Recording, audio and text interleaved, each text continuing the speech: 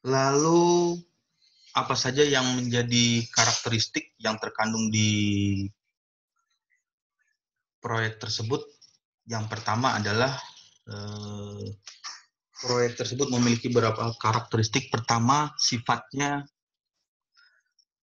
temporari atau sementara. Jadi segala sesuatu yang dikerjakan dalam waktu yang sementara ini bisa diartikan misalnya dalam waktu 1 bulan, 3 bulan, atau 6 bulan, atau 1 tahun, 2 tahun, atau paling lama misalnya 3 tahun atau 10 tahun.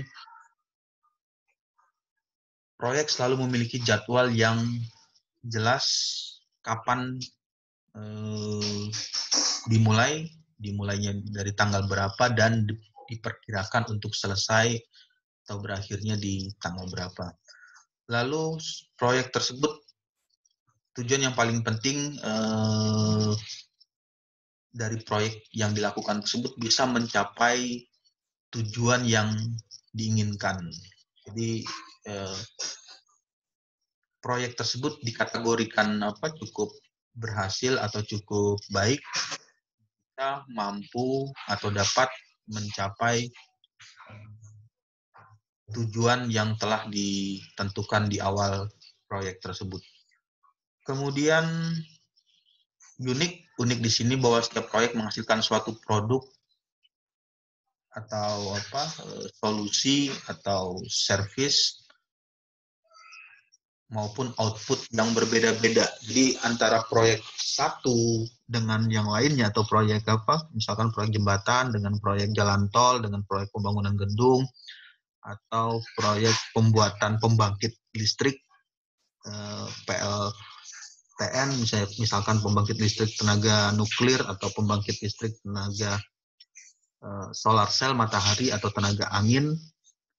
Nah, itu akan memberikan output yang berbeda-beda untuk setiap proyek yang dikerjakan tersebut.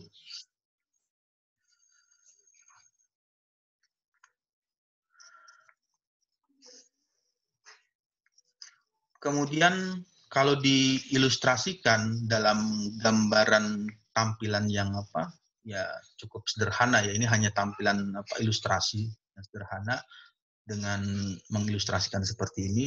Jadi pembatasan dalam pelaksanaan proyek itu berhubungan dengan pertama ada biaya, kemudian ada masalah waktu, kemudian skop atau lingkupnya. Bagian ini di bagian biaya ini sangat memberikan peran yang cukup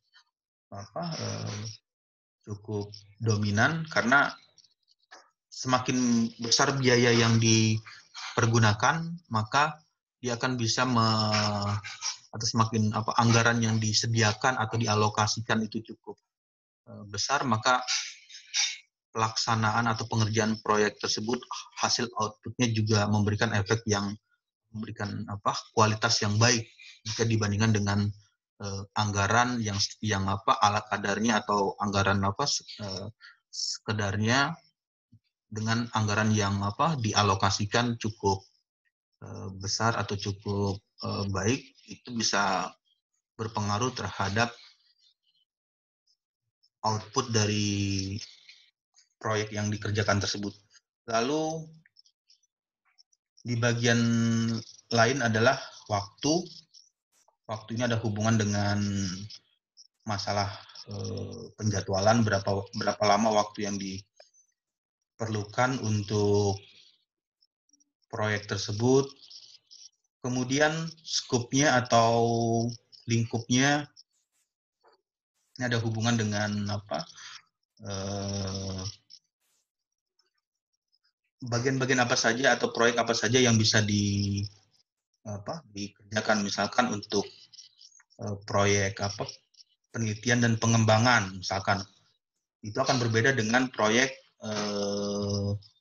konstruksi atau pengerjaan yang berhubungan dengan pembangunan infrastruktur.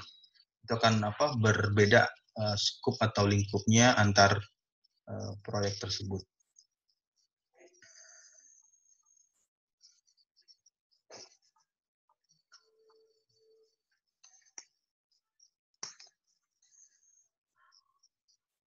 Oke, baik, sampai sini ada pertanyaan? Belum, Pak.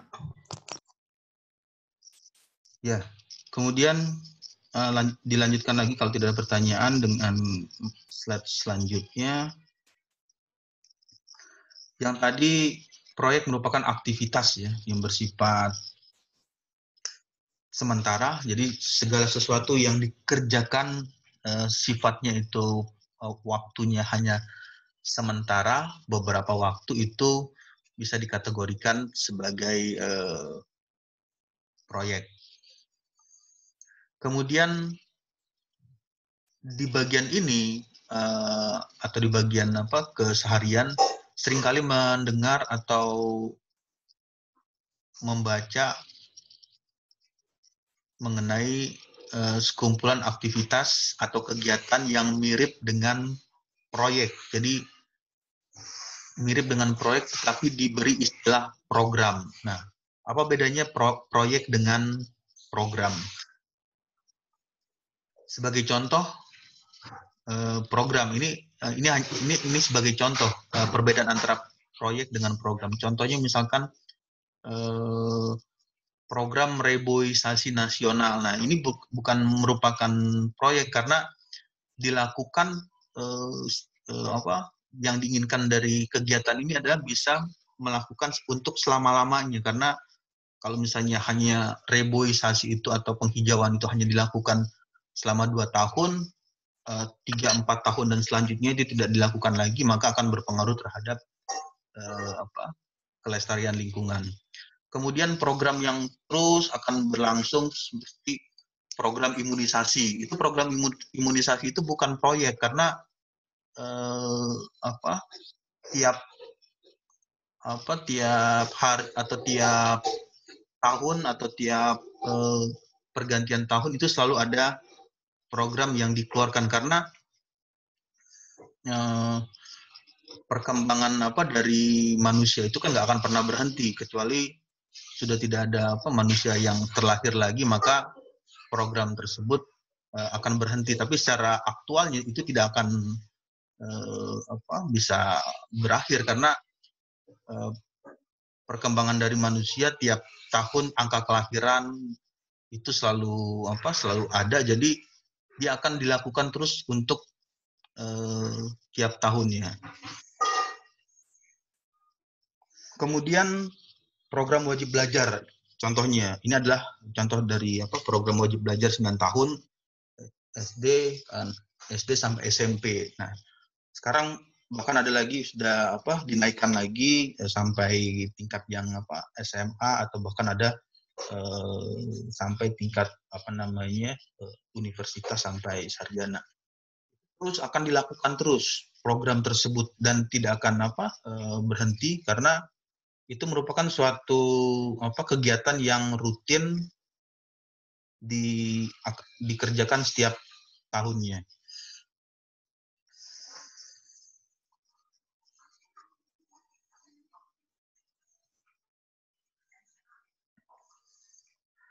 Nah, di bagian ini, program itu umumnya mempunyai jangka waktu yang lebih lama. Dikatakan lebih lama itu bisa waktunya lebih dari puluhan tahun. Terus ruang lingkup yang dikerjakan umumnya bisa lebih luas dan sumber daya yang dibutuhkan juga lebih banyak yang terlibat di program tersebut. Jadi program itu adalah kegiatan yang dilakukan bisa dikategorikan juga waktu yang sangat lama, yang waktu hentinya sangat lama. Seperti misalkan program Inpres Desa Tertinggal. Nah, ini kan waktunya cukup lama, bisa membutuhkan berapa puluh tahun sampai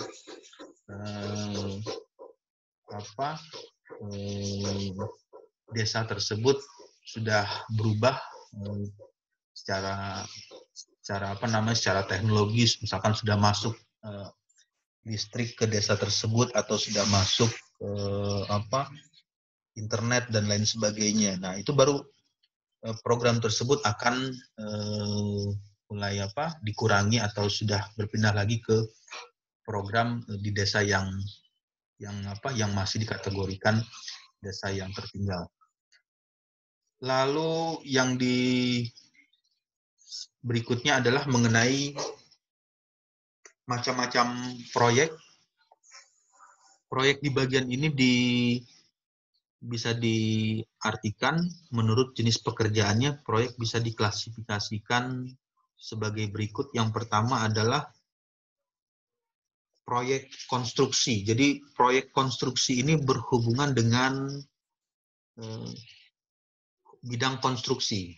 Bidang konstruksi itu ya banyak sekali bidangnya, tidak hanya melibatkan di teknik sipil saja, tapi juga bisa melibatkan di teknik mesin konstruksinya, bidang konstruksi di mechanical engineering, kemudian bidang konstruksi di jurusan misalkan material, mempertimbangkan atau menghitung kekuatan dari material yang digunakan secara konstruksinya apakah baik atau kurang baik atau memiliki faktor resiko yang cukup berbahaya ketika dioperasikan dalam waktu yang lama.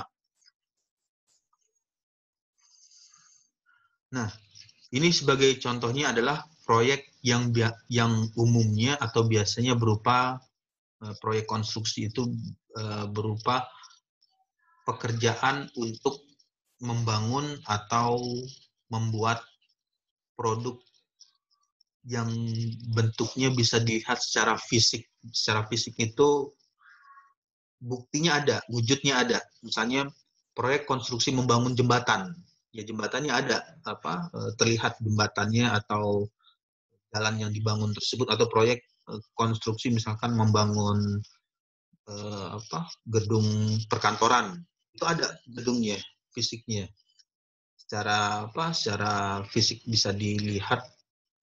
Kemudian contohnya misalkan yang tadi jembatan atau pembuatan boiler untuk sumber panas untuk menghasilkan uap panas menggunakan boiler. Ini ada hubungan dengan mechanical engineering, teknik mesin, untuk membuat pembangkit listrik dengan tenaga tenaga uap, sehingga bisa memutarkan turbin yang dihasilkan dari panas boiler. Lalu proyek lain macam-macamnya, jenisnya ada proyek riset atau penelitian. Jadi yang dilakukan adalah di proyek tersebut melakukan penelitian awal atau riset awal. Setelah itu, setelah mendapatkan hasil dari penelitian tersebut, dicoba untuk melakukan improve atau pengembangan dari penelitian tersebut. Apa saja yang bisa dijadikan contoh? Misalkan contohnya proyek ini bisa berupa melakukan atau menemukan produk baru. Bisa menemukan produk baru, kemudian alat baru, menemukan alat yang baru. Alat baru itu ya banyak sekali, misalkan di bagian sekarang yang lagi banyak ini adalah COVID-19, corona. Itu bisa saja misalkan menemukan alat baru untuk mencuci tangan yang efektif dan efisien menggunakan sensor umpama. Nah, itu kan ada hal alat baru, bahkan sekarang ada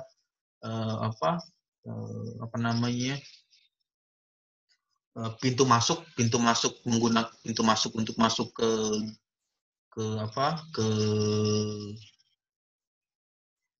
gedung, atau pintu masuk untuk masuk ke tempat parkir, itu bahkan sudah menggunakan sensor digital atau sensor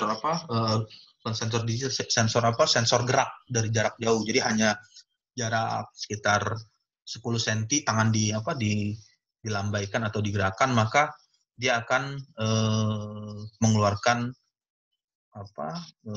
struk atau mengeluarkan karcis atau kartu parkir untuk tempat parkir motor atau parkir mobil. Bahkan yang sekarang baru ini adalah ada lagi yang menggunakan sensor gerak untuk lift. Kalau misalnya pergi berkunjung ke mall atau datang ke mall, itu ada liftnya sudah didesain tidak menggunakan tombol lagi, misalnya angka 1, 2, 3, 4, 5, tapi dia hanya membaca gerakan tangan. Misal kalau kita melambaikan tangan 2 kali, berarti itu akan naik ke lantai 2. Atau misalkan lambaiannya hanya 1 kali, dia akan naik ke lantai 1, dan seterusnya. Nah, ini adalah suatu diawali dari kata penelitian dulu, dari kata riset awal, dilakukan riset mengenai penelitian dengan memanfaatkan membaca motion atau gerakan dari objek yang bergerak, kemudian setelah dilakukan atau didapatkan hasil penelitian, maka dicoba dikembangkan untuk membuat produk baru. Produknya tadi bisa seperti itu contohnya. Lalu di bagian ini adalah proyek yang berhubungan dengan jasa, berhubungan dengan jasa. Apa saja proyek tersebut? Yang pertama, proyek ini bisa sering atau keluar dalam suatu perusahaan ataupun instansi pemerintah. Sebagai contoh, proyek struktur atau perancangan struktur organisasi. Itu ada manajemennya atau ada pengaturannya, bagaimana mengatur struktur organisasi supaya bisa berjalan dengan baik. Jadi dimulai dari bagian atas, misalnya siapa pimpinan dari organisasi tersebut, kemudian bagian hierarkinya ada asistennya atau ada wakilnya, lalu di bagian itu ada bagian lagi, misalkan ada pembantu, ada yang membantu di jasa ini, jasa kegiatan 1, kegiatan 2, 3, dan seterusnya. Lalu contoh lain, membangun sistem informasi. Nah, ini sistem informasi ini umumnya sering berhubungan dengan informatika atau berhubungan dengan jaringan informasi menggunakan akses internet. Nah, ini sering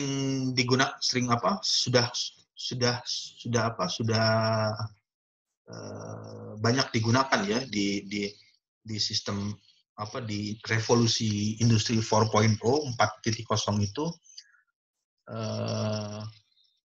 orang sudah banyak menggunakan atau pengaturan jasa menggunakan sistem informasi. Sebagai contoh, misalkan ingin membeli barang tertentu, tidak perlu ke toko, tapi hanya menggunakan handphone, Anda bisa memilih atau memesan secara online produk atau barang yang diinginkan, sehingga dikirimkan di alamat yang sudah dituliskan. Itu merupakan salah satu proyek yang pembuatan sistem informasinya berhubungan dengan jasa. Jadi dia hanya memberikan jasa terhadap konsumen supaya bisa lebih menerima barang tersebut dengan cepat, maka dilakukanlah sistem informasi yang berbasis online. Lalu manajemen untuk meningkatkan produktivitas perusahaan. Nah, ini perlu juga dilakukan manajerial atau manajemen yang baik, bagaimana meningkatkan produktivitas perusahaan. Jadi produktivitas perusahaan itu perlu ditingkatkan dengan mengatur manajemen jasa dari produktivitas perusahaan tersebut. Kemudian pemberian training. Jadi training itu macam-macam ya.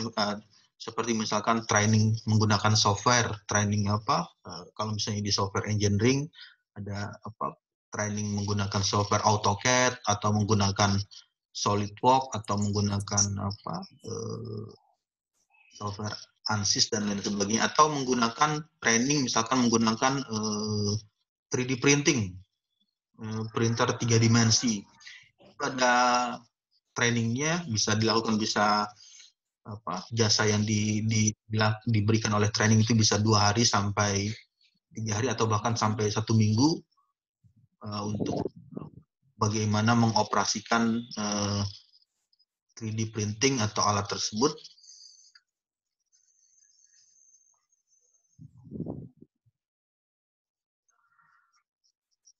Kemudian ini adalah poin yang membedakan ya antara proyek dengan program. Jadi perbedaan antara proyek dengan program bisa diartikan sebagai berikut. Yang pertama, memiliki sebuah tujuan tertentu. Jadi proyek tersebut memiliki suatu tujuan tertentu yang tujuannya itu dibutuhkan untuk waktu yang cukup singkat atau cukup banyak tujuan yang ingin dicapai. Kemudian memiliki titik awal dan titik akhir. Jadi proyek ini dimulai dari berawal dan berakhir. Kapan proyek tersebut dimulai dan kapan proyek tersebut akan berakhir. Jadi awal dan akhir. Lalu di bagian ini untuk mengerjakan proyek tersebut selalu melibatkan beberapa keahlian atau beberapa profesi yang memiliki skill tertentu atau keahlian yang khusus itu dilibatkan untuk mengerjakan proyek, apalagi dikategorikan proyek tersebut memiliki spesifikasi pengerjaan yang cukup detail atau cukup kompleks, maka sangat membutuhkan skill atau kemampuan yang lebih baik dari yang umumnya. Lalu di bagian keempat, seringkali melakukan sesuatu yang belum pernah dilakukan sebelumnya. Nah, ini sering berhubungan dengan proses riset atau proses penelitian, karena biasanya penelitian itu banyak berhubungan dengan hal-hal yang sifatnya hal-hal yang baru atau hal-hal yang orang belum melakukan atau sedikit sekali mengerjakan, maka dilakukan proyek penelitian untuk melakukan atau mengembangkan permasalahan yang dikerjakan dari proyek tersebut. Kemudian spesifik dalam waktu itu memberikan arti apakah proyek tersebut dikerjakan pengerjaannya di malam hari atau hanya bisa dilakukan di malam hari sedangkan di siang hari tidak bisa. Nah, sebagai contoh misalkan ada juga pembangunan jembatan itu proses pengerjaannya di malam hari. Jadi bagaimana menyambung antara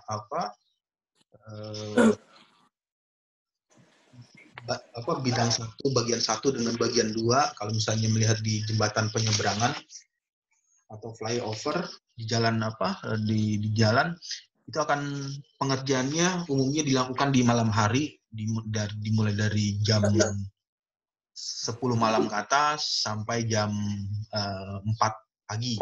Nah, itu dilakukan secara spesifik, karena kalau misalnya dilakukan dalam waktu siang hari, jalan tersebut banyak dilalui oleh pengemudi kendaraan. Ini mah buat apa? Mas. Apa?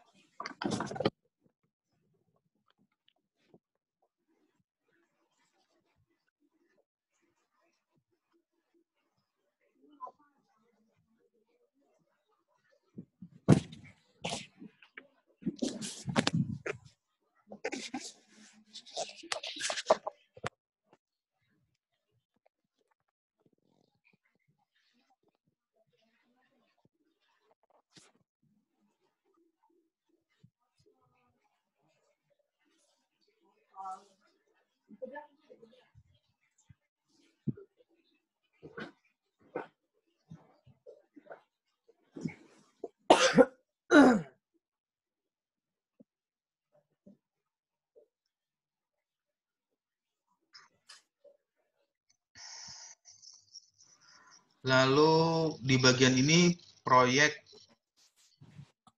manajemen proyek.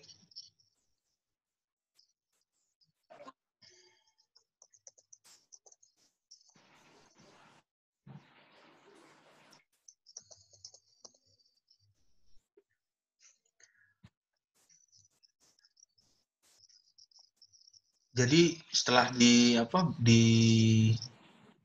mengetahui secara definisi arti dari manajemen, kemudian definisi dari proyek, itu bisa dituliskan manajemen proyek itu memiliki penjelasan atau arti kurang lebihnya seperti ini. Suatu kegiatan yang merencanakan, ada kata diawali dari kata merencanakan, rencananya apa, kemudian ada kata organisasi. Jadi kalau ada kata organisasi berarti melibatkan banyak orang atau melibatkan banyak individu. Bisa 10 orang atau bisa 100 orang, bahkan ada bisa dalam jumlah yang lebih besar lagi sampai 1000 orang dan lain sebagainya.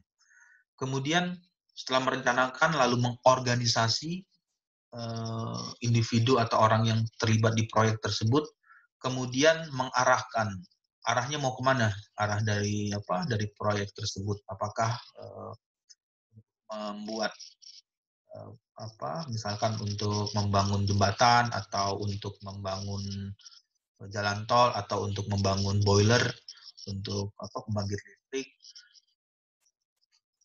serta bisa mengendalikan sumber daya organisasi. Nah, ini adalah bagian yang penting juga karena kemampuan mengorganisasi dan mengoptimalkan atau mengendalikan skill-skill yang terlibat atau orang-orang yang terlibat di proyek tersebut supaya dapat berjalan dengan baik proyek tersebut, maka harus memiliki kemampuan untuk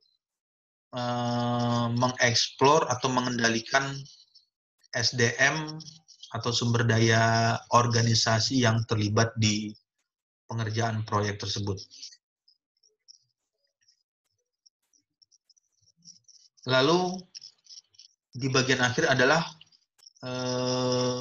perusahaan untuk mencapai tujuan tertentu. Jadi ada batas waktu yang diberikan untuk pengerjaan proyek tersebut.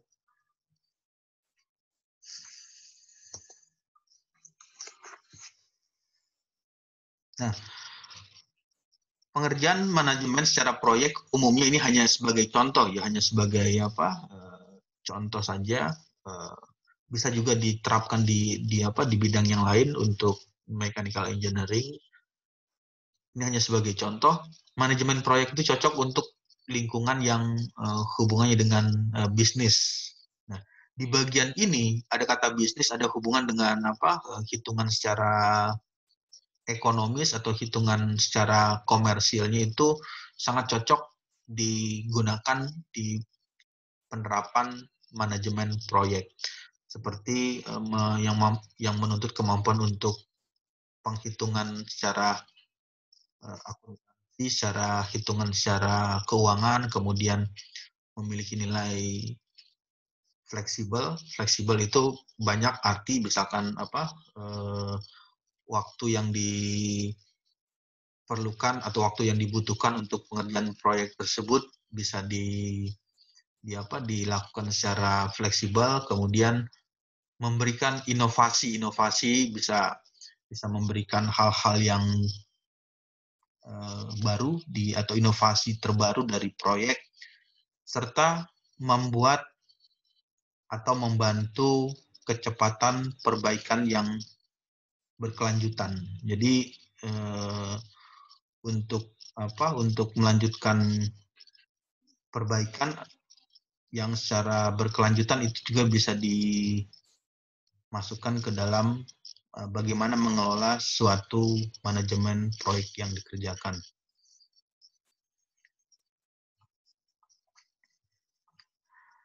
Nah, ini adalah 3 hal atau yang menjadi problem utama yang paling sering terjadi ketika mengerjakan suatu proyek. 3 hal dalam menentukan proyek, yang pertama adalah masalah budget atau anggaran. Anggaran ini merupakan hal yang paling penting di pengerjaan suatu proyek, karena tanpa anggaran atau anggarannya tidak ada, atau anggaran ala kadarnya, itu juga akan berpengaruh terhadap keluaran atau output dari pengerjaan proyek tersebut. Jadi poin yang pertama adalah anggaran, kemudian yang kedua jadwal. Nah, di bagian ini penting juga mengatur atau membuat penjadwalan yang tepat di pelaksanaan proyek tersebut.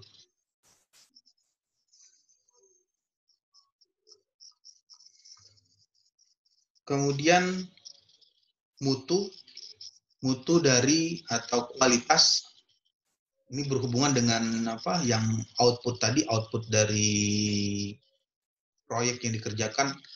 Bagaimana mutu atau kualitas dari proyek yang dilakukan, misalkan proyek pembangunan jembatan atau proyek pembuatan jalan tol, itu mutunya gimana, mutu kualitas jalannya, apakah jalannya itu licin atau mulus, atau tidak ada yang berlubang ketika dipergunakan, atau tidak ada jalan yang sudah retak atau sudah bolong-bolong atau berlubang di jalan tersebut dalam waktu tertentu, atau hanya baru berselang beberapa minggu tapi sudah banyak bagian-bagian jalan yang sudah aspalnya sudah lepas dan lain sebagainya. Ini adalah hubungannya dengan mutu dari proyek tersebut.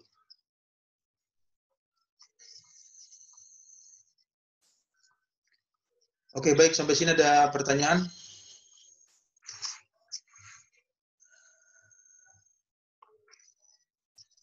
Tidak, Pak. Ya, untuk absennya bisa di Edmodo ya. Untuk absen perkuliahan bisa tulis di Edmodo. Untuk absen perkuliahan manajemen proyek dengan menuliskan nama dan dalam kurung NIM. Jadi nanti saya akan input nama-nama yang masuk atau tertulis di absen tersebut.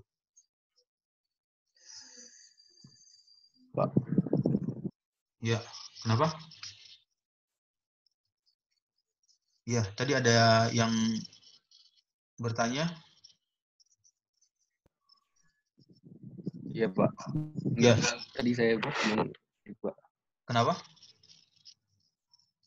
Enggak ada pertanyaan. Enggak, Pak, enggak bertanya, Pak. Iya. Ya. Lanjut lagi ya untuk slide-nya. Nah, ini adalah jenis proyek ya, jenis proyek berdasarkan aktivitas yang paling dominan dilakukan pada suatu proyek, maka jenis proyek dapat dikategorikan pada istilah ada proyek engineering konstruksi. Nah, jadi di proyek ini berhubungan dengan konstruksi dari proyek yang dikerjakan. Aktivitas utama proyek ini bisa berupa pengujian atau pengkajian kelayakan dari konstruksi yang dibangun, misalkan konstruksi jembatannya apakah bisa bertahan dalam waktu berapa tahun, atau misalkan jalan tol di kelayakannya itu apakah layak dibangun di jalan, atau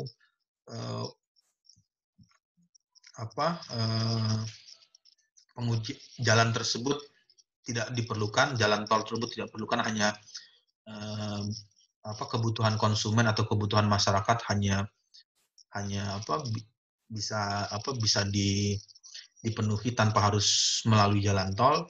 Kemudian engineering design atau desain secara teknik ini bisa berhubungan dengan, misalkan kalau di mechanical engineering ya, Anda bisa mendesain secara menggunakan CAD atau computer aided design menggunakan gambar atau menggunakan software tertentu, lalu dianalisa dengan CAE, computer aided engineering, bagaimana output hasil dari konstruksi pengerjaan proyek tersebut, apakah memiliki faktor keamanan, safety factor yang sudah dikategorikan aman untuk pengerjaan konstruksi tersebut. Kemudian yang kedua, manufaktur. Manufaktur ini berhubungan dengan pembuatan. Jadi kalau ada kata istilah manufaktur, proyek engineering manufaktur. Jadi proyek yang berhubungan dengan pembuatan. Jadi ada hal-hal yang dibuat. Jadi dia membuat membuat barang baru atau membuat benda baru atau membuat perangkat baru. Ya, perangkatnya macam-macam. Sebagai contoh, proyek membuat boiler. Boiler ini digunakan untuk pembangkit listrik, untuk sebagai pemanas. Nah, itu bagaimana cara membuatnya? Proyek manufacturing, manufaktur dari boiler. Kemudian manufaktur dari kendaraan. Kendaraan ini banyak, ada kendaraan roda 2 jenisnya, kemudian ada kendaraan roda 4. Nah, itu bagaimana manufakturnya, manufaktur pembuatannya. Proses pembuatannya dari pembuatan, misalkan untuk pembuatan sepeda motor, katakanlah sepeda motor Honda, ya bagaimana cara dari awal desainnya, desain secara ergonomik, kemudian setelah mendesain secara ergonomik, lalu membuat ke dalam benda jadi atau benda aktualnya, dimulai dari instalasi kendaraan tersebut dari awal sampai akhir. Lalu manufacturing komputer, ini yang paling sering nih, paling sering dan perkembangannya sangat cepat, komputer, apalagi berhubungan dengan digital, komputer. Jadi proyek engineering manufaktur berhubungan dengan komputer itu sangat cepat sekali perkembangannya.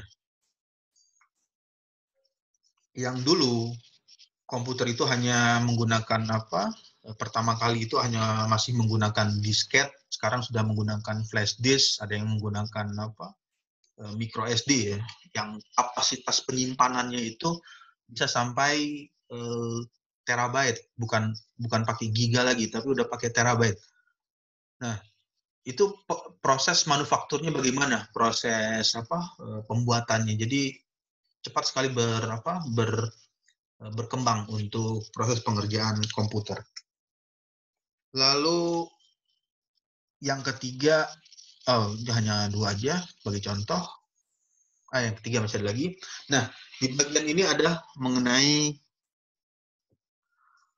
proyek pelayanan manajemen.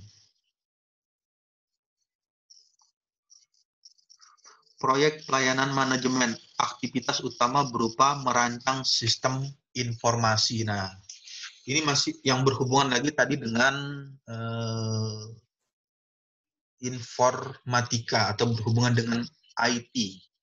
Jadi di teknologi sekarang, kita ini sudah masuk ke dalam revolusi industri 4.0, 4.0, artinya teknologi itu sudah banyak mengadopsi teknologi secara online, yaitu secara pengendalian dari jarak jauh. Seperti misalkan yang kelas virtual itu sudah menggunakan aplikasi Zoom. Nah, itu ada merupakan perkembangan dari teknologi informasi yang fungsinya adalah untuk merancang suatu program secara efisien dan memberikan penghematan terhadap anggaran. Jadi sekarang di bagian ini, di bagian di era teknologi digital secara online, itu orang sudah banyak menggunakan teknologi tersebut untuk bisa menghemat eh, kegiatan atau menghemat anggaran dan bisa mengerjakannya dengan waktu yang lebih cepat jika dilakukan secara konvensional.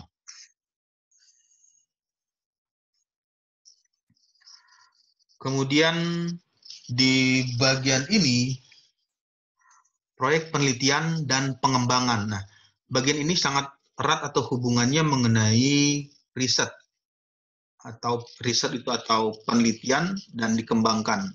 Jadi bagian awal adalah melakukan penelitian, meneliti dulu. Setelah melakukan penelitian, lalu melakukan pengembangan dari hasil penelitian untuk tujuannya adalah untuk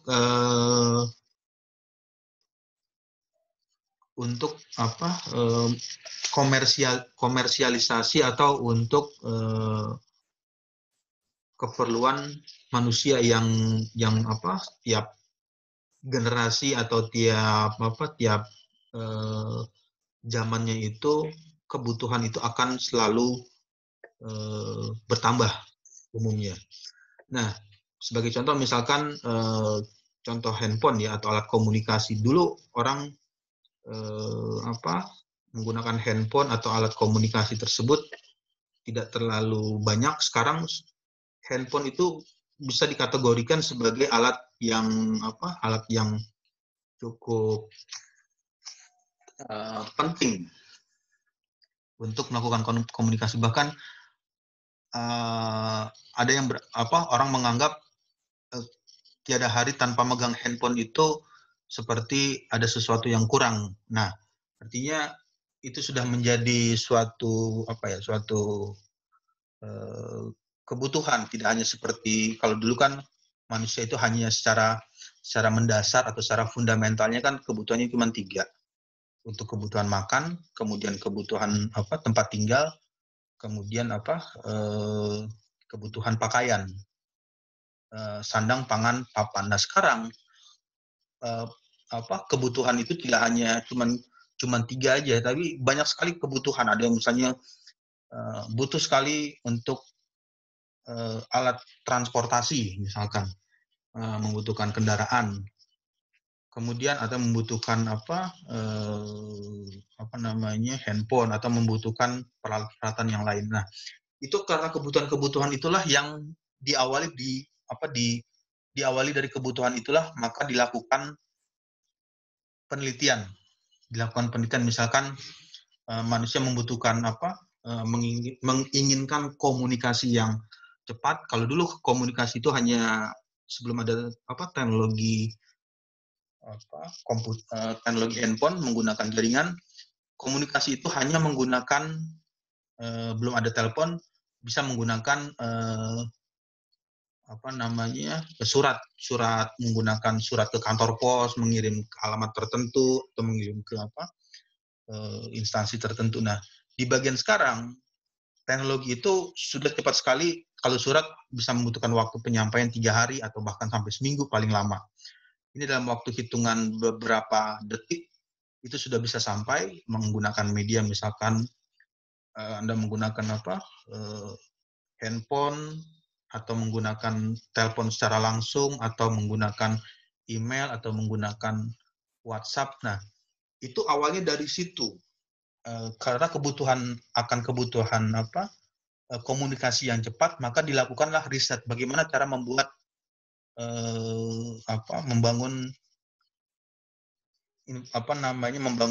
membuat email atau membuat media WhatsApp atau membuat media secara online itu bisa dibuat lalu dikembangkanlah dibuatlah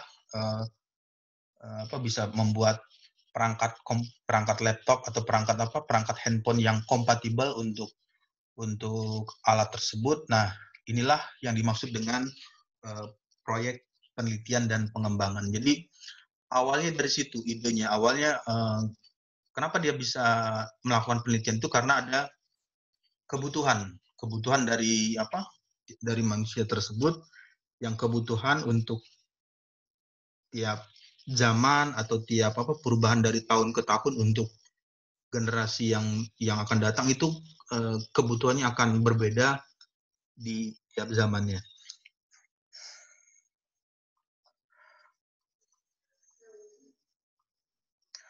Kemudian berikutnya adalah jenis-jenis proyek. Jadi berdasarkan aktivitas yang paling dominan dilakukan pada suatu proyek, maka jenis proyek dapat dikategorikan yang berikutnya adalah proyek kapital. Tadi ada proyek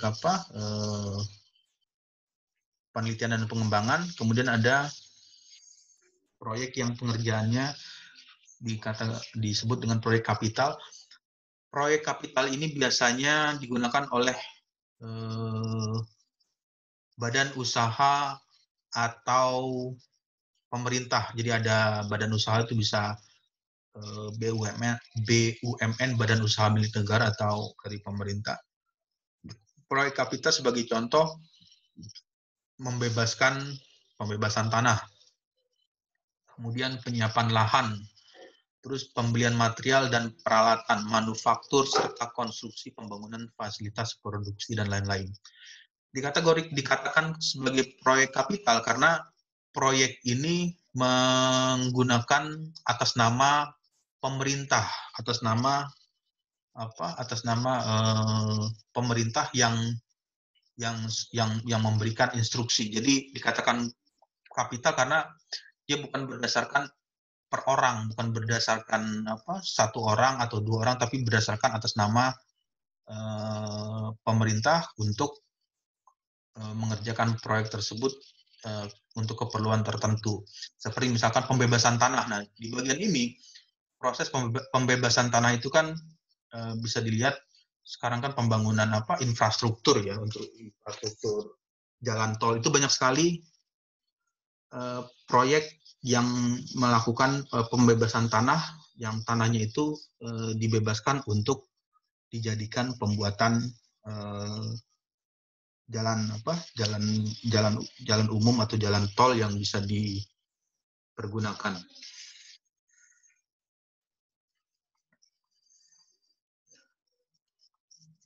Lalu bagian ini adalah hal yang menjadi penyebab timbulnya suatu proyek. Yang pertama itu bisa muncul atau keluar dari pemerintah. Jadi proyek tersebut timbul pertama bisa dari pemerintah. Dari pemerintah ini umumnya ditujukan atau dititik beratkan untuk kepentingan masyarakat. Jadi secara umum atau secara keberagaman atau secara keseluruhan, tujuan utama dari proyek tersebut ditujukan untuk kepentingan umum dan masyarakat, bukan kepentingan individu. Seperti misalkan membangun prasarana, misalnya banyak tadi contohnya proyek membangun prasarana, proyek membangun jalan tol, atau proyek misalkan membangun rumah sakit untuk pemerintah, seperti selain membangun rumah sakit, kemudian membuat jalan karena ini berhubungan dengan kepentingan yang umum. Artinya siapapun bisa menggunakan jalan tersebut secara umum. Kemudian jembatan, bendungan, saluran irigasi. Saluran irigasi ini juga berhubungan dengan kepentingan umum, seperti untuk penyaluran air di bagian pengairan. Kemudian pelabuhan itu untuk kapal. Lalu proyek yang dikerjakan untuk membuat lapangan terbang atau pembuatan bandara internasional. Kalau misalnya ada yang sering pergi menggunakan pesawat terbang, ya itu di bandara, seperti bandara contohnya Bandara Soekarno-Hatta. Itu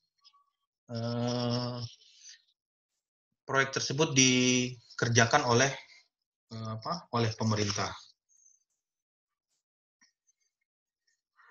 Kemudian selain dari pemerintah hal lain yang menyebabkan timbulnya suatu proyek yang kedua adalah permintaan pasar. Permintaan pasar ini diartikan sebagai kebutuhan konsumen. Kalau tadi dari pemerintah, rencana dari pemerintah, ini adalah permintaan pasar. Jadi konsumen sendiri yang meminta untuk proyek tersebut untuk dibangun. Bila pasar memerlukan penambahan satu produk dalam jumlah besar, maka dibangun sarana produksi baru. Jadi hal ini bisa saja timbul dari kebutuhan konsumen yang cukup tinggi untuk membangun atau membutuhkan proyek tersebut untuk dikerjakan.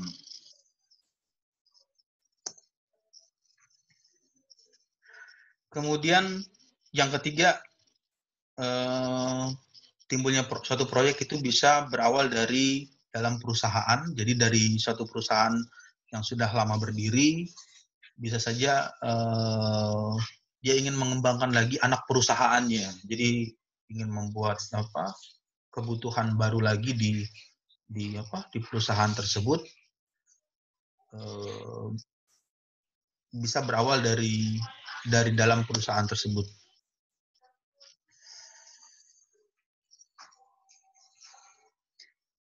Kenapa bisa itu keluar dari dalam perusahaan? Bisa saja karena ada desakan atau keperluan setelah dilakukan pengkajian secara komprehensif dari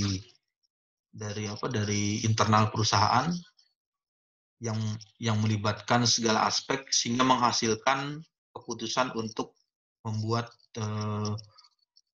proyek tersebut. Sebagai contoh, proyek untuk meningkatkan efisiensi kerja, memperbarui perangkat sistem kerja agar lebih mampu bersaing dengan perusahaan yang lain. Misalkan ada perusahaan kompetitor atau perusahaan yang berdiri tidak hanya sendiri, artinya dia ada saingan yang lain, maka dia harus bisa mengembangkannya. Nah, sebagai contoh, sekarang kan banyak dunia digital seperti perusahaan yang perusahaan penjual jasa tiket secara online, ada Traveloka, kemudian ada booking.com. Nah, ya walaupun dia sama-sama secara online antara Traveloka dengan booking.com secara online menjual tiket secara online, itu secara ketidaktahuan dari kita itu sebenarnya mereka bersaing bagaimana untuk memberikan yang baik. Jadi bagaimana bisa menawarkan produk yang ditawarkan tersebut bisa diterima oleh konsumen. Nah, proyek ini jadi melibatkan banyak persaingan antara perusahaan satu dengan perusahaan yang lainnya, sehingga dia bisa bersaing dan bisa dikatakan mendapat tempat di konsumen atau mendapat mendapat apresiasi yang cukup tinggi dari pengguna jasa atau pengguna barang dari produk dari perusahaan tersebut, sehingga dia bisa dikategorikan sebagai yang bisa eksis dan bisa bersaing dengan produk-produk yang lainnya.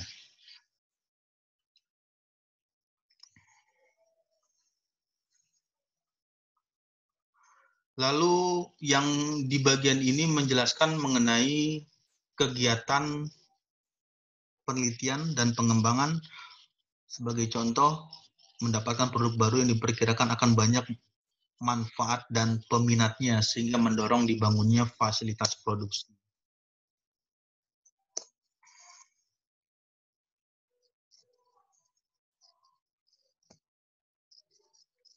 Kemudian poin lain, ada beberapa alasan yang memberikan alasan yang bisa menguatkan seberapa pentingnya atau seberapa urgennya atau seberapa tingginya kebutuhan manajemen proyek. Yang pertama, kompresi daur hidup produksi, daur hidup produk. Bagi contoh, misalkan alasan yang menguatkan pentingnya mengatur manajemen proyek. Yang pertama adalah kompresi daur hidup produk. Jadi kompresi daur hidup produk, manajemen proyek semakin penting karena daur hidup produk semakin pendek. Bagi contoh, pada zaman dahulu atau tempo dulu, masa siklus suatu produk bisa mencapai 10 sampai 15 tahun. Pada saat ini industri berteknologi tinggi memiliki siklus daur hidup rata-rata 1 sampai 3 tahun. Siklus yang semakin pendek ini memaksa produsen untuk cepat memasarkan produk mereka. Nah,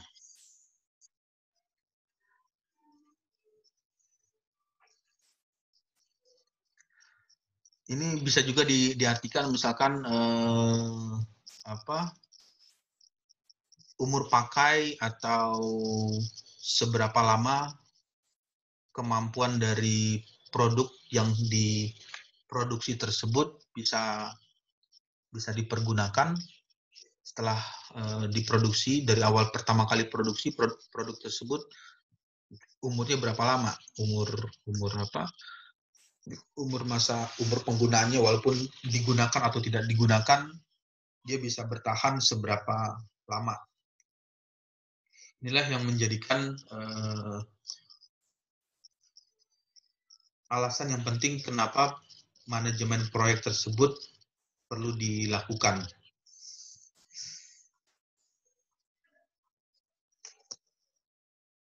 Lalu yang kedua adalah persaingan. Persaingan itu bisa persaingan secara regional, secara nasional. Nah, ini adalah kompetisi secara global. Secara global itu secara lebih luas lagi. Jadi hal itulah yang menjadikan poin kenapa pengaturan di proyek tersebut perlu dilakukan, karena ada kompetisi secara global. Sebagai contoh, permintaan pasar tidak hanya pada produk dan jasa yang murah, tetapi juga pada produk jasa yang terbaik. Inilah yang mengakibatkan timbulnya sertifikasi. Jadi ada, kalau misalkan di mata kuliah standarisasi ya, itu biasanya ada ISO, standar ISO, sertifikasi ISO yang merupakan suatu persyaratan dalam menjalankan bisnis. Nah, ya ada standar-standar yang dipergunakan. Kemudian yang ketiga, perkembangan pengetahuan yang terus berkembang dari tahun ke tahun, yang terus berubah perkembangan teknologinya. Hal inilah yang menjadikan manajemen proyek tersebut menjadikan hal yang penting, karena ada perkembangan pengetahuan yang cukup pesat. Jadi perkembangan yang pesat dalam pengetahuan telah meningkatkan kompleksitas. Kompleksitas itu artinya kegiatan tersebut cukup kompleks, artinya cukup banyak melibatkan banyak elemen, tidak hanya dari elemen SDM, tapi juga ada dari peralatan yang dipergunakan, kemudian masalah waktu, kemudian masalah anggaran, dan lain sebagainya. Sebagai contoh, pembangunan jalan pada masa lalu merupakan suatu proses yang sederhana. Pada saat ini terjadi peningkatan kompleksitas, terutama untuk jalan layang. Nah, dulu sebelum orang membangun sebelum ada kemacetan, atau sebelum ada perkembangan teknologi produksi pembuatan mobil dalam jumlah yang besar, dulu jalan itu hanya satu lantai atau dibilang ya cuma satu tidak ada flyover, hanya jalan biasa. Nah sekarang karena perkembangan teknologi otomotif, kemudian teknologi kendaraan yang selalu memproduksi barang-barang tersebut.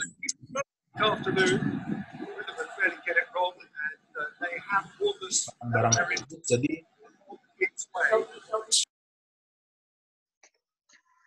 yang membangun barang-barang tersebut, maka ditimbulkanlah perkembangan pengetahuan yang pesat. Jadi menimbulkan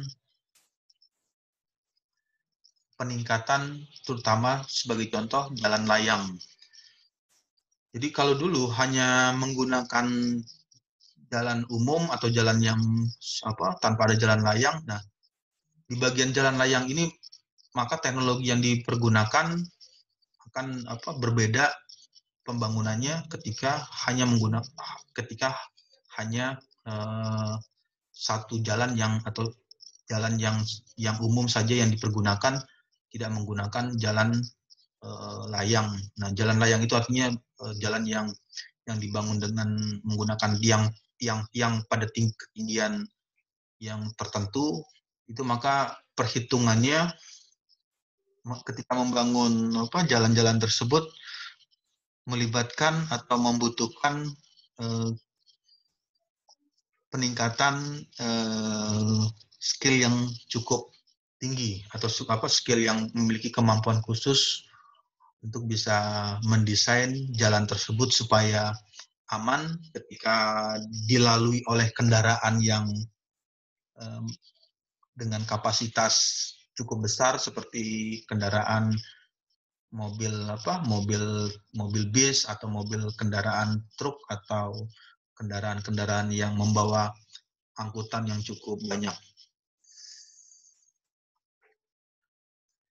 Jadi hal inilah yang membuat kebutuhan 3 poin tadi yang secara generalnya atau kurang lebihnya itu, hal inilah yang membuat kebutuhan terhadap manajemen proyek meningkat dan menjadi sangat penting. Jadi ada 3 poin yang menyebabkan kebutuhan terhadap manajemen proyek meningkat dan menjadi sangat penting.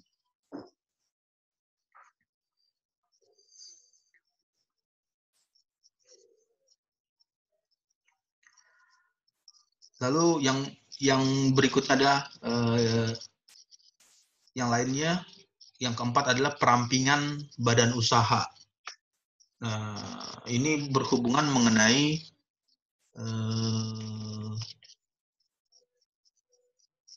pengurangan badan usaha yang banyak menghabiskan anggaran atau banyak menghabiskan biaya dan dirasa lebih efektif dan efisien sehingga perlu dilakukan penyederhanaan atau perampingan. Ini menjadikan hal yang cukup baik atau cukup memberikan efeknya terhadap manajemen proyek tersebut. Kemudian fokus pada pelanggan. Jadi manajemen proyek itu berfungsi juga untuk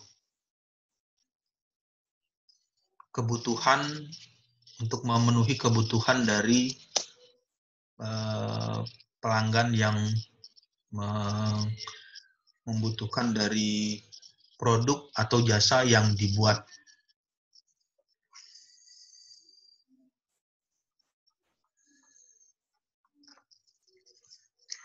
Lalu organisasi profesional yang mengatur mengenai skill atau keahlian manajemen proyek didirikan dengan nama PMI. Jadi Project Management Institute, nanti Anda bisa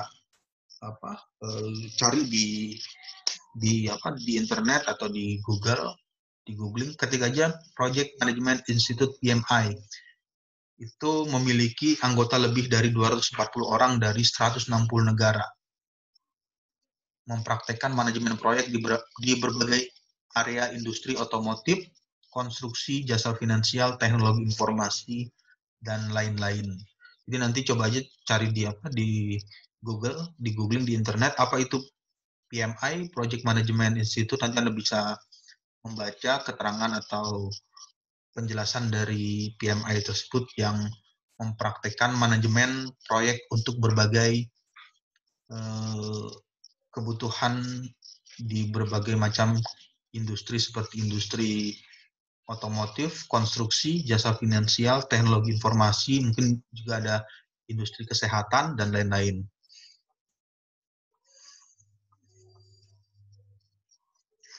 Kemudian manfaat tujuan dari manajemen proyek ini adalah bermanfaat. Yang pertama adalah memberikan nilai efisiensi. Efisiensi itu bisa diartikan sebagai efisien dalam hal biaya, sumber daya. Sumber daya itu efisien dalam hal mengorganisasi SDM, sumber daya manusia yang terlibat di proyek tersebut, serta mengatur waktu pengerjaan proyek tersebut. Lalu kontrol terhadap proyek lebih baik sehingga proyek bisa sesuai dengan skop, biaya, sumber daya, dan waktu yang telah ditentukan. Lalu kemudian yang ketiga adalah meningkatkan kualitas. Jadi ketika suatu proyek dikerjakan tersebut tidak pengerjaannya dengan manajemen yang kurang baik atau tidak dilakukan secara manajemen pengerjaan yang profesional, itu akan berpengaruh terhadap output dari proyek yang dikerjakan tersebut. Nah, tujuannya adalah untuk manajemen proyek ini adalah berfungsi untuk meningkatkan kualitas. Jadi kualitas yang dihasilkan dari produk proyek tersebut bisa berguna di kedepannya. Jadi bisa dimanfaatkan untuk dalam jangka waktu yang cukup lama, atau bisa bermanfaat secara lebih berguna dipakainya ketimbang jika dibandingkan dengan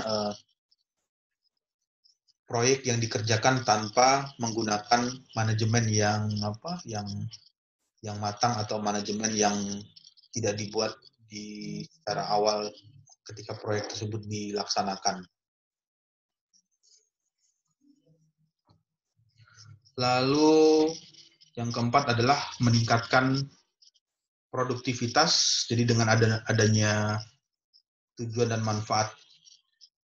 atau manfaat manajemen proyek ini, dengan mempelajari manajemen proyek ini tujuannya adalah untuk meningkatkan produktivitas. Jadi yang awalnya misalkan sebelum di manage atau di manajemen secara baik, produktivitasnya masih rendah, tetapi setelah dikelola atau dilakukan manajemen yang baik, maka mampu memberikan peningkatan terhadap produktivitas. Produktivitas ini banyak, tidak hanya diartikan sebagai produktivitas barang, tapi juga bisa diartikan sebagai produktivitas jasa yang diberikan.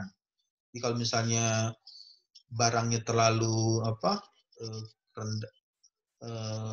kurang baik, atau misalnya jasa pelayanan yang diberikan juga kurang optimal, itu bisa dilakukan bagaimana cara meningkatkan produktivitas jasa pelayanan, misalnya jasa yang diberikan. Itu diperlukan bagaimana mengatur proyek tersebut atau manajemen proyek tersebut. Lalu yang kelima adalah untuk menekan risiko yang timbul sekecil mungkin. Nah, ini sangat erat hubungannya dengan efek atau dampak yang ditimbulkan, apalagi mengerjakan proyek yang bisa dikategorikan ya cukup cukup beresiko, seperti misalkan membangun gedung bertingkat. Nah, itu cukup um, apa beresiko, karena resiko artinya pengerjaannya cukup tinggi, dengan misalnya sampai 10 lantai atau sampai 20 lantai. Nah, itu bagaimana mengaturnya, memanage dari proyek tersebut sehingga mengurangi resiko kecelakaan di proyek yang sedang berlangsung tersebut. Kemudian manfaat atau tujuan lainnya dari manajemen proyek bisa memberikan koordinasi atau memberikan efek koordinasi internal yang lebih baik. Hal ini sangat penting di bagian manajerial atau bagian pengaturan bidang tertentu, bagaimana melakukan koordinasi atau komunikasi atau diskusi yang baik antar tim atau antar kelompok yang terlibat di proyek tersebut. Jadi tujuannya adalah dari manajemen proyek ini bisa memberikan koordinasi atau komunikasi yang baik antar tim atau antar kelompok atau antar individu yang masuk atau terlibat di proyek tersebut. Lalu di bagian poin ketujuh, manfaat dari manajemen proyek itu mampu meningkatkan semangat. Ada kata keyword, kenapa memberikan semangat? Karena di manajemen proyek itu kita akan bekerja secara tim atau bekerja secara kelompok atau bekerja secara bersama-sama. Nah, karena bekerja secara bersama-sama atau bekerja secara tim, ya bisa memberikan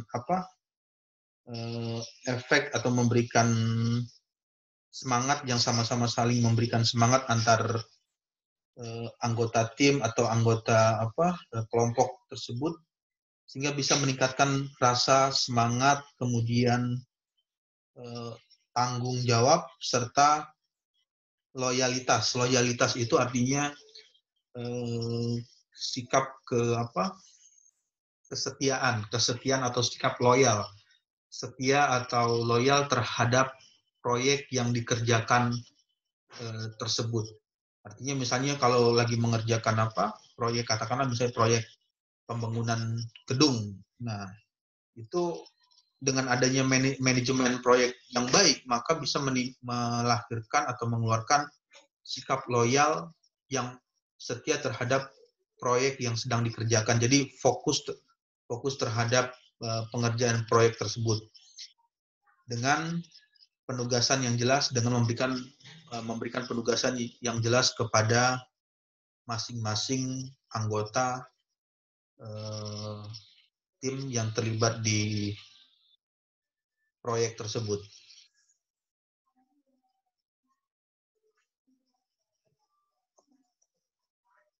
Oke, baik, sampai sini ada pertanyaan?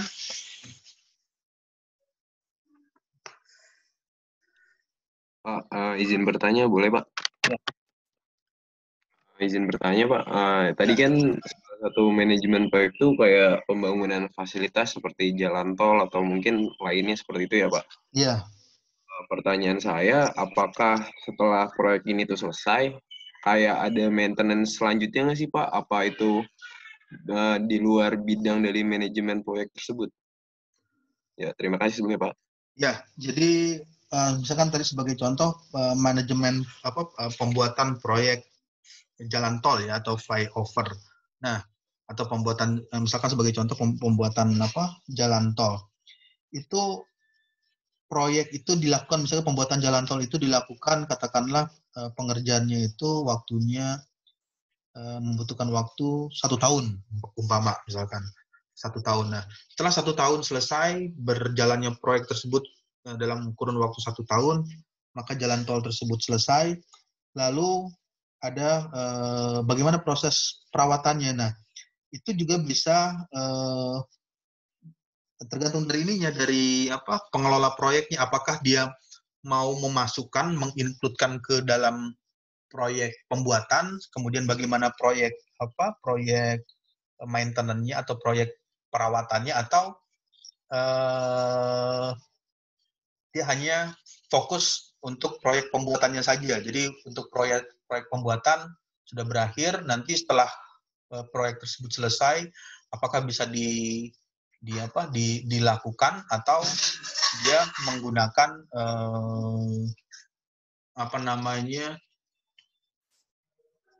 fasilitas yang lain untuk bisa merawat jalan tersebut.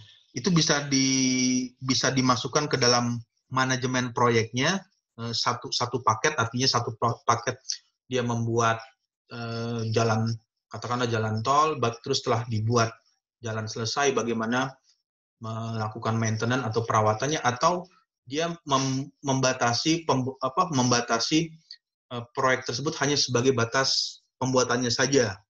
Katakanlah misalnya hanya proses membuat, kemudian untuk yang bagian maintenance atau bagian perawatan itu berhubungan dengan proyek yang lain atau pengerjaan yang lain. Jadi umumnya kalau misalnya di bagian ini proyek pembuatan jalan flyover atau jalan tol itu dia biasanya bekerja sama dengan swasta atau juga ada dari pemerintah.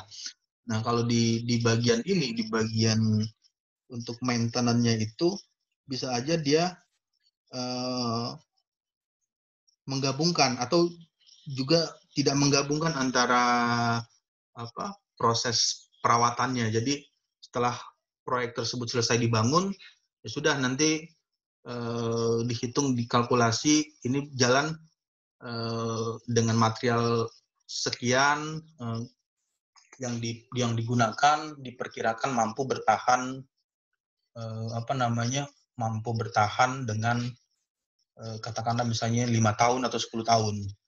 Nah, setelah itu nanti dia akan lakukan lagi setelah jangka waktu yang sudah diperkirakan, misalkan udah 10 tahun, apakah pengerjaan ini bisa jalan tersebut bisa diperbaiki kalau ada kerusakan, atau juga diberikan perawatan di manajemen di proyek tersebut.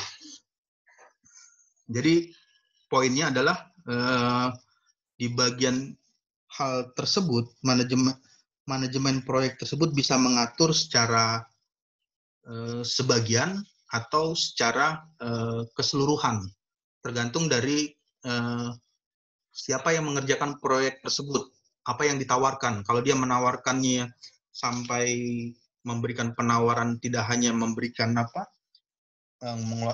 membuat, tapi juga dia menawarkan untuk perbaikan atau maintenance dan lain sebagainya, itu juga bisa dilakukan, tapi intinya dia hanya bergantung dari siapa yang mengerjakan proyek tersebut dan apa yang ditawarkan, sejauh mana dia menawarkan.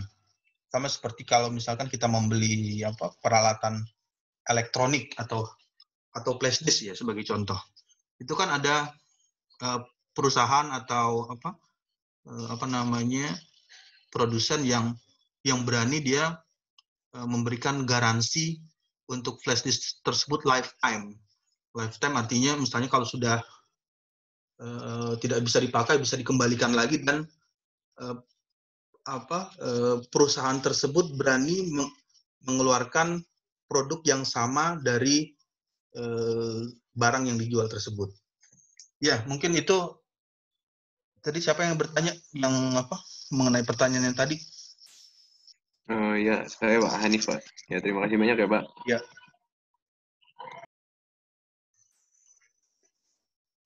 Ya, ada lagi pertanyaan? Pak, saya mau nanya, Pak. Ya. Itu kan tadi di silabusnya ada studi banding Microsoft Project ya, Pak. Itu Ya. berarti kita harus download, Pak, Microsoft Project-nya. Iya, nanti coba aja download di di internet ya, cari di Google Microsoft Project, nanti coba cari di download di internet, kemudian coba aja diinstal, lalu ya sebagai gambaran awal atau sebagai penjelasan awal ya Anda bisa membuka di YouTube, ketik aja Microsoft Project, nanti akan banyak sekali video-video atau penjelasan mengenai bagaimana mengoperasikan tools tersebut atau menggunakan software tersebut. Terus dari awal pengoperasian, kemudian proses pengetikan atau kemudian proses penyimpanan di menggunakan software tersebut. Jadi software Microsoft Project itu ya sebagai alat bantu atau sebagai sebagai tools yang membantu seseorang atau kelompok atau tim yang sedang terlibat mengerjakan project, untuk mengerjakan proyek yang sedang dilakukan. Jadi software ini fungsinya adalah untuk mempermudah atau membantu atau mengingatkan seseorang bagaimana memanage atau mengatur proyek yang dikerjakan. Ya, oke, baik. Ada lagi pertanyaan?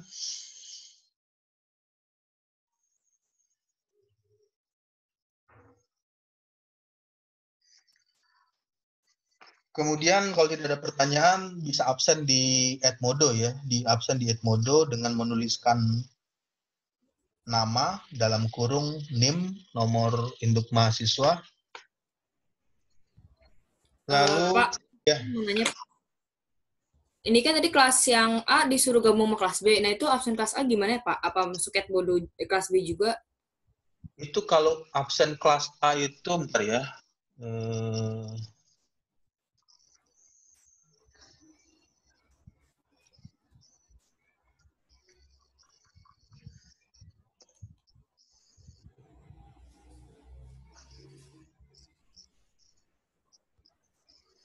Ya, layarnya sudah berubah ya, tampilan layarnya. Sudah, Pak.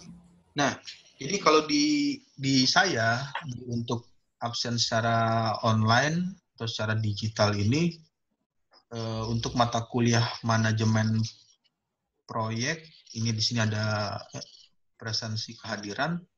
Di sini ada mata kuliahnya itu manajemen proyek kelas B ya. Oh, ini kelas A. Itu oke. Ini berarti baru di-input ya tadi sama bagian Dikjar. Karena yang tadi malam itu hanya tertulisnya baru satu aja. Coba lihat yang kelas B, untuk mata kuliah kelas B di sini terdaftarnya itu dengan nama ya saya sendiri. Terus yang ini untuk manajemen proyek kelas A. Ya, jadi karena ini ada Pak Arif ya, Pak Arifudin, berarti nanti di sini ada yang sudah masuk kelas A belum tadi? Yang kelas A di Zoom online ini? Udah Pak, udah masuk Pak. Udah, Pak. Enggak, maksudnya ada yang sudah bergabung belum di bagian ini? Sudah masuk di grup online ini kelas A? Ada berapa orang? Iya, Pak. Banyak ya? Lumayan, Satu Pak. kelas, Banyak. lumayan Pak. Kelas. Gabung semua Pak. Ya, oke. Jadi nanti saya akan tulis di Edmodo. Grup Edmodo sudah tahu ya untuk kelas manajemen proyek.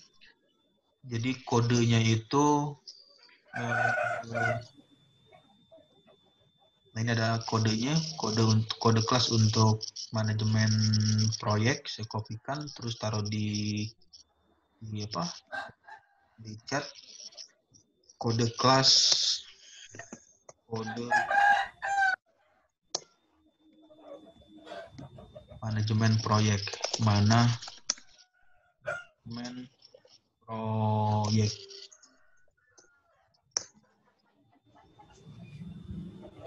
Jadi ini ada kode kelasnya untuk manajemen proyek. Kodenya adalah 98EW9W. Jadi nanti coba masuk di situ. Nanti karena ini absennya adalah tertulisnya itu di perkuliahannya itu jam 1 sampai 15.30. Jadi nanti Anda bisa absen di bagian terakhir jam 15.30. Bisa absennya. Jadi nanti bisa absen di bagian jam terakhir. Jangan lewat dari 19.30 karena setelah 19.30 itu sistemnya otomatis terkunci. Jadi nanti Anda bisa absen sebelum jam 15.30. Absen sekarang juga nggak apa-apa kan Pak? Ya, kalau absen untuk absen sekarang ini kan belum dibuat formnya ya, karena baru tertulis absen kelas B. Jadi nanti untuk absen kelas A-nya itu nah ini kelas B ya. Kelas B itu sudah masuk yang tertulis di sini sudah berapa? Ada 47. Ada 47 yang tertulis. Jadi nanti yang absen untuk kelas A nanti setelah perkuliahan ini saya buat formnya, form absen untuk mengisi absen. Nanti Anda tuliskan nama seperti ini, format penulisannya, ketik namanya nama panjang ya, nama yang tertulis yang di format absen ini, nama, kemudian dalam kurung NIM, nomor induk mahasiswa, terus ada kasih keterangan kelasnya kelas apa. Kalau misalnya Anda berada di posisi kelas A, berarti tulis kelas A atau kelas B. Ya, jadi nanti setelah perkuliahan, setelah kelas online ini berakhir, nanti saya upload untuk absen mata kuliah manajemen proyek kelas B.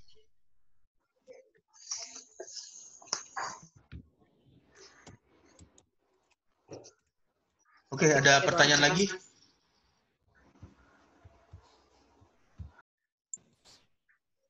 Ya, ada pertanyaan lagi nggak? Pak, untuk PPT itu diupload di Edmodo juga ya, Pak? Ya, jadi untuk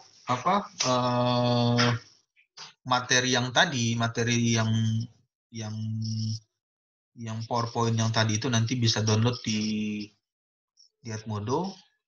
Jadi nanti Anda bisa download karena tampilannya udah berubah ya, tampilan layarnya ya, di layar. Ya sudah Pak. Ya, jadi nanti Anda bisa download materi ini, materi yang tadi dari awal, dari awal sampai akhirnya, karena di bagian akhirnya itu ya Anda tujuannya adalah untuk membaca ulang atau mereview apa yang tadi sudah diceritakan atau sudah dibahas di presentasi di PowerPoint-nya. Nanti Anda coba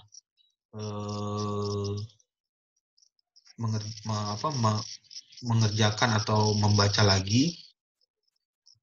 Yang pertama itu adalah nanti Anda kerjakan di tulis tangan. Kenapa saya mintanya ditulis tangan? Ya tujuannya adalah untuk Anda bisa membaca ulang secara individual atau secara mandiri lagi.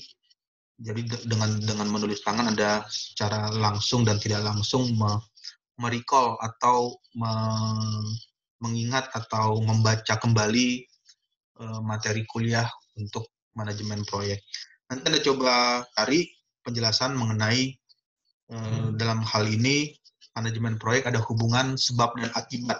Ada hubungan sebab akibat dari suatu tindakan manajemen dari daftar yang ditampilkan di bawahnya ada daftar mengenai efek dan sebab.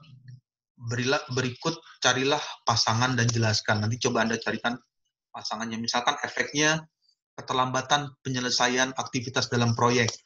Terus pembengkakan biaya proyek. Lalu konflik antar personal. Berarti antar personal proyek tersebut mengakibatkan apa nih? Ini dia sama-sama 3 pasangan. Yang atasnya ada 3 poin, di bawahnya ada 3 poin. Jadi Anda coba hubungkan, misalnya keterlambatan penyelesaian aktivitas dalam proyek itu berhubungan atau menimbulkan sebabnya apa? Menimbulkan sebabnya apa? Keterlambatan penyelesaian aktivitas dalam proyek. Disebabkan oleh apa?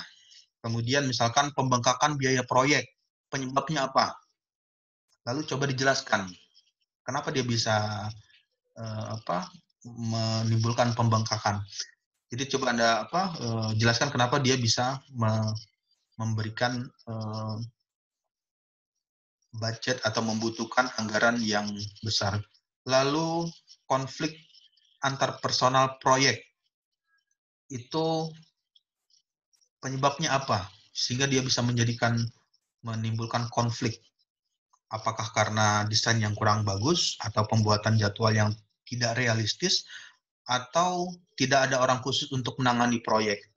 Jadi nanti Anda coba match-kan atau hubungkan ketiga 3 poin ini, sebab dan akibat, efek dan sebabnya yang saling berhubungan, lalu dijelaskan kenapa dia bisa menimbulkan hal tersebut. Kemudian coba dijelaskan lagi, di-recall lagi apa yang dipresentasikan tadi. Sebutkan ciri-ciri dari proyek.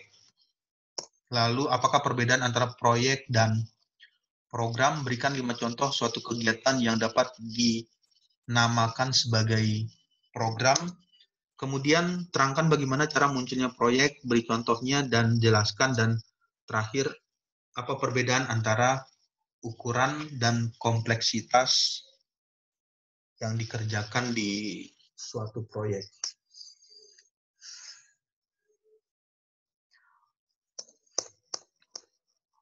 Lalu ini adalah buku referensi. Buku referensi ini nanti Anda bisa coba cari di Google atau beli secara digital atau secara online. Anda cari aja di bukunya di situ, atau pergi ke toko buku, ke Gramedia atau ke tempat yang menjual buku. Nanti coba bisa mencari buku tersebut yang bisa dijadikan referensi atau bacaan untuk manajemen proyek. Oke, baik. Ini adalah kode kelas, grup code untuk mata kuliah manajemen proyek dengan kodenya ini 98, E-nya E kecil, W-nya W kecil, 9W. Jadi nanti bisa masuk ke dalam grup code ini untuk bisa mendownload materi kuliah atau mendownload PPT atau mengerjakan atau mengupload metode atau mengupload manajemen proyek tersebut.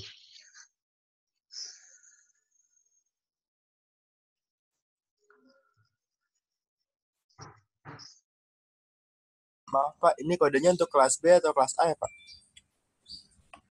Ini kodenya sama ya, karena ini digabung kelasnya, kodenya sama untuk kelas A dan kelas B, kodenya sama di 98, E kecil, W kecil, 9W. Jadi ini kodenya sama untuk kelas A dan kelas B untuk mata kuliah manajemen proyek. Baik Pak, terima kasih Pak. Ya.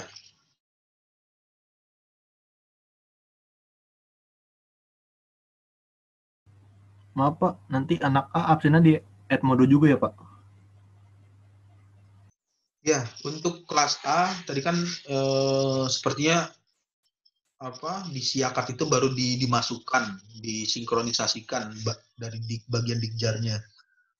Jadi nanti bisa absen jam paling akhir jam 15.30, nanti setelah kelas online ini berakhir saya kirim form untuk mengisi absen, nanti bisa isi absen di kelas tersebut. Misalnya kalau berada di kelas A, nanti ketikkan nama dan NIM di form absen yang sudah diupload di Edmodo. Terima kasih, Pak. Ya. Oke, ada lagi pertanyaan?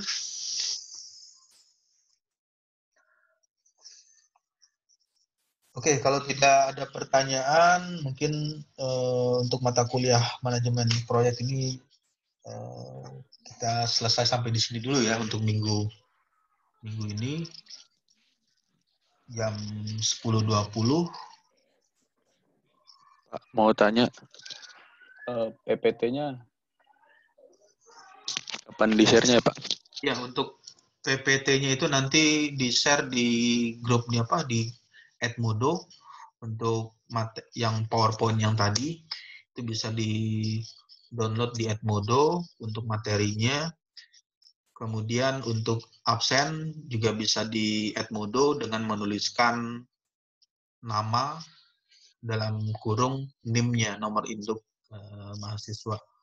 Jadi nanti saya melakukan inputnya itu dari nama yang tertulis di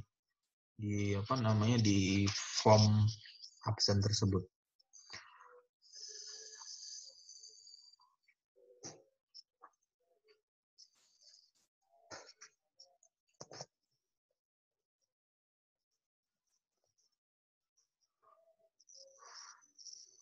Ya, oke baik. Terakhir ada lagi pertanyaan?